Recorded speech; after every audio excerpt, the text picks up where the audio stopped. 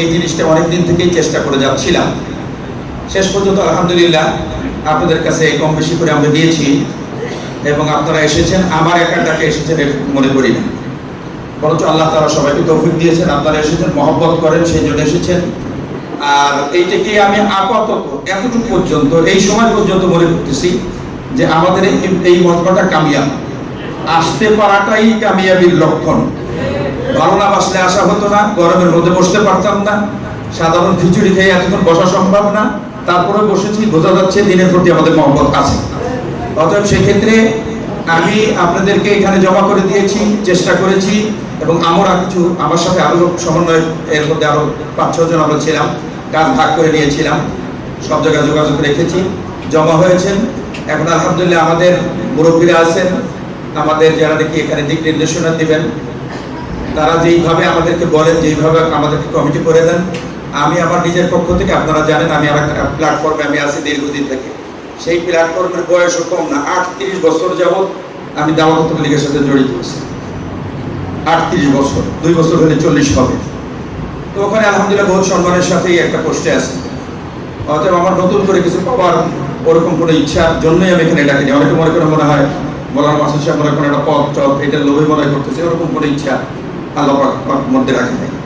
অতএব আমাকে যে কোনো একটা পদে দিলে অথবা না দিলেও আমাকে আপনারা পাবেন। আবার অনেকে আপনারা জানেন অনেক জায়গায় এর মধ্যেও মিটিং হয়েছে, ওরকম মিটিং হয়েছে, আমার ডাকে নেই, আমি চলে গেছি। আমি জানি আমার ওখানে যাওয়া দরকার, 7 তারিখের মিটিংকে সফল করতে হলে ওখানে দাওয়াত দেওয়া দরকার। এরকম 10-12টা মিটিংয়ে কিন্তু আমি অযাচিত চলে গেছি, এবং সেদিকে আমি কোনো ইয়া করি নাই যে আমার কি হবে, লজ্জা লাগবে কিনা। আমি জানি যে এটা সময়ের দাবি।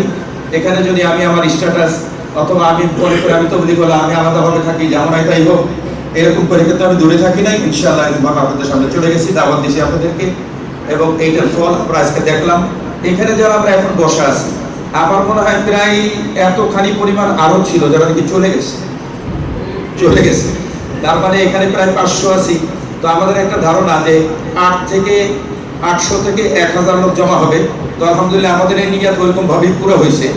তো আমাদের এটা ভুল হয়েছে যে আমাদের ধারণা আসলে, আমার কাছে এই ব্যাগের মধ্যে একটা ব্যাগ নিয়ে চলি, এর মধ্যে 2600 ওলামা কেরামের নাম এখানে জমা আছে।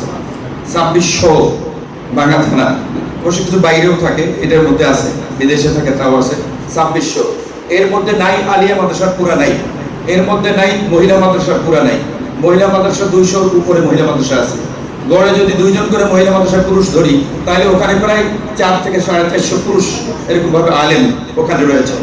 আবার এদিকে আলিয়া মাদ্রাসা 17টার কথা আমি শুনেছি, আরো বেশি মনে হয়।